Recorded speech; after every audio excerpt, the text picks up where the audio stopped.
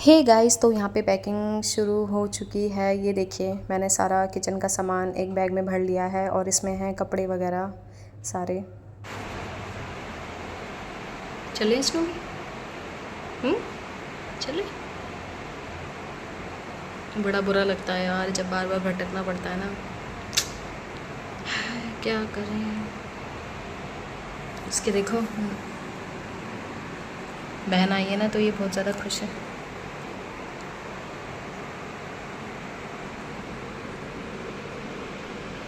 Snowy बार बार भटकना पड़ता है ना। किराए के कमरों वालों का यही हाल होता है।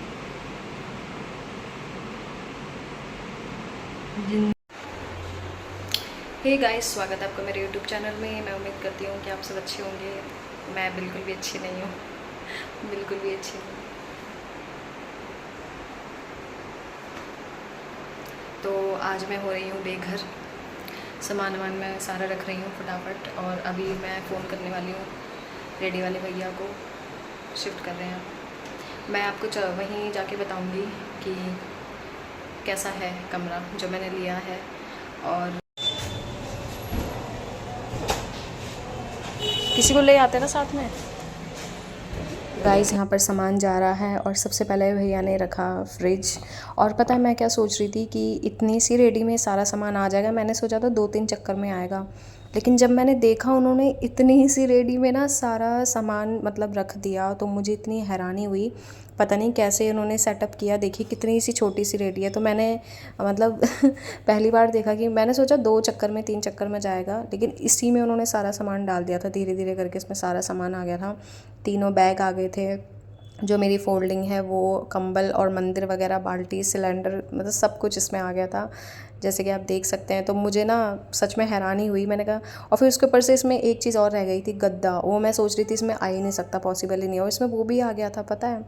और मैं इतना हैरान हो गई। ये कमरा पूरा का पूरा खाली हो चुका है और मेरी बहन गई हुई है भैया के साथ सामान, मतलब जहाँ पहुँचाना है, जहाँ पे लिया है वहाँ पे।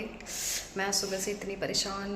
पता है अकेले करने में ना ज़्यादा दिक्कत होती है, मतलब खुद सामान पैक करना, खुद ढूंढना, खुद पता करना हर चीज़ का। और पता मैं सुबह इतना थक गई थी पैकिंग वैकिंग करके। और फिर लेकिन वही है ना, रेडी वेडी करने के लिए जाना था, तो इसीलिए। और मैं गली के बाहर गई थी, मेरी हिम्मत नहीं हो रही थी बिल्कुल। पैरों में इतना ज़्यादा दर्द हो रहा है ना, क्या बताऊँ। शिफ्टिंग में बहुत ज़्यादा थकान लग जाती है, और ख़ासकर जब बिल्कुल अकेले करना पड़े ना, तब ज़्यादा हो जाती है। जैसे कोई एक भी हो ना साथ में, तो चलो एक पैकिंग कर दे, एक बाहर चला जाए। अब मुझे क्या है, पैकिंग भी खुद करनी पड़ती है और बाहर भी बाहर वाले काम भी खुद ही करने पड़ते हैं। तो अभी मैंने सुबह पैकिंग तो कर दी थी सारी, और अभी मैं सारा सामान जो है मैंने पहुंचा दिया है नीचे रेडी। और फिर अभी मैं गई थी पता करने के लिए। जब रेडी भी बड़ी मुश्किल से मिली, सही में बहुत ज़्यादा, 5-6 लोगों से बात की तब जाके मिली।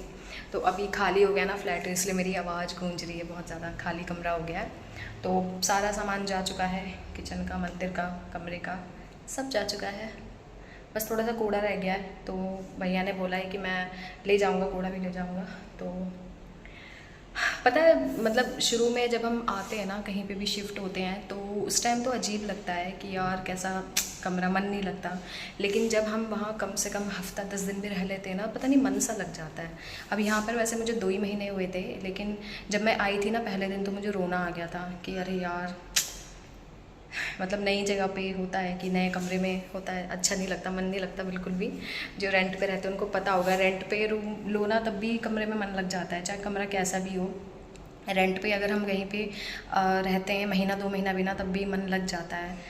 तो यहाँ पर भी मुझे सिर्फ 2 महीने हुए थे, लेकिन फिर भी मेरा यहाँ पर ना सच बताऊँ मन लग गया था, क्योंकि बस लग गया था। फिर अब वहाँ पे भी लग जाएगा कुछ दिन में शायद से, क्या पता। शुरू शुरू में अजीब लगता ही है।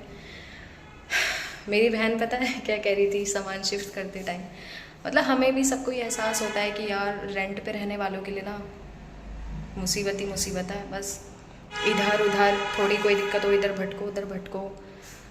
अपना मकान होना बहुत ज़रूरी होता है, कम से कम एक कमरे का भी हो, लेकिन अपना हो बहुत ज़रूरी होता है सच में।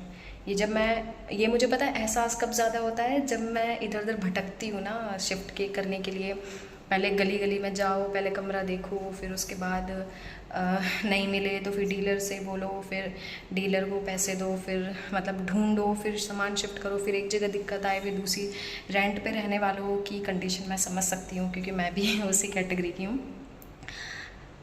खासकर मतलब जब अकेले करना हो तब ज़्यादा लगता है कि यार अकेले अकेले अकेले वाला बहुत बुरा लगता है सच में, खुद ही सब चीज़ें भागा दौड़ी करो।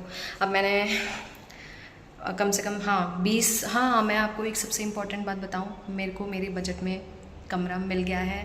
और ये ना एक चमत्कार ही हुआ है मेरे साथ, क्योंकि मतलब गली के ज़्यादा अंदर भी नहीं है, ठीक है, मतलब ऐसा नहीं है, क्योंकि यहाँ पे ना मतलब बहुत सारी चीज़ें हैं कि बहुत बड़ी गली है, बहुत बड़ी। तो इसमें ये दिक्कत हो जाती है कि मान लो हमने कोई कमरा देखा तो फिर उसमें यह है कि आपको मेन रोड से गली के अंदर आने में ना 10-12 मिनट लग जाएंगे अगर ज़्यादा अंदर होगा तो। लेकिन शुक्र है कि बहुत ज़्यादा अंदर नहीं है, मतलब ठीक है 2-4 मिनट लगेंगे लेकिन ज़्यादा नहीं। तो एक तो गली के ज़्यादा अंदर नहीं है, और दूसरा कि मेरे बजट में मिला है, और तीसरा कि है तो फ्रंट साइड का, जो कि बिल्कुल भी मुझे उम्मीद नहीं थी। लेकिन उसकी ना बालकनी बहुत छोटी है, लेकिन वेंटिलेशन के लिए उतनी काफ़ी है। बस ये है कि नेचुरल लाइट पड़नी चाहिए, मुझे ज़्यादा ऐसा भी नहीं है कि बड़ी चाहिए थी ऐसे, बस छोटी सी भी हो, बस ये हो कि जो नेचुरल लाइट है ना वो पड़े कम से कम कमरे में, थोड़ा सा रोशनी वोशनी, इतना मुझे चाहिए था। मुझे ऐसा कुछ नहीं था कि बड़ी बालकनी चाहिए। और प्लस उसमें ना हिंदी टॉयलेट है और छोटी सी बालकनी है और 3rd फ्लोर है, इस वजह से। और वैसे सच बताऊँ वही रूम ना तो गाइज़ मैं आ चुकी हूँ नए वाले कमरे में, और यहाँ पे मैं कर रही हूँ देखिए सफाई वगैरह। और यहाँ पे मैं फ़ोल्डिंग सबसे पहले इसलिए बिछा रही हूँ क्योंकि जो बैग वगैरह हैं वो मैं फ़ोल्डिंग के ऊपर रख दूँगी ताकि मैं कमरे की अच्छे से सफाई कर सकूँ। आज मैं कुछ नहीं करूँगी, सिर्फ झाड़ू पोछा लगाऊँगी, बाकी जो सामान वामान सेट है वो मैं कल करूँगी, क्योंकि आज मैं बहुत ज़्यादा थक गई हूँ, क्योंकि मैं पसीने में पूरी भीग चुकी हूँ, क्योंकि मैं 2 दिन से लगातार भागा दौड़ी कर रही हूँ इसीलिए। तो अभी फ़िलहाल बस मैं झाड़ू पोछा लगाऊँगी, बाकी सारा सामान सेटअप मैं कल करूँगी। और मैं रूम आपको कल दिखाऊँगी कि ये कैसा रूम है। तो यहाँ पे ना फ़ोल्डिंग थोड़ी सी जाम हो गई थी, क्योंकि काफ़ी टाइम बाद खोली थी ना मैंने, वहाँ पे तो बेड लगा हुआ था इसीलिए।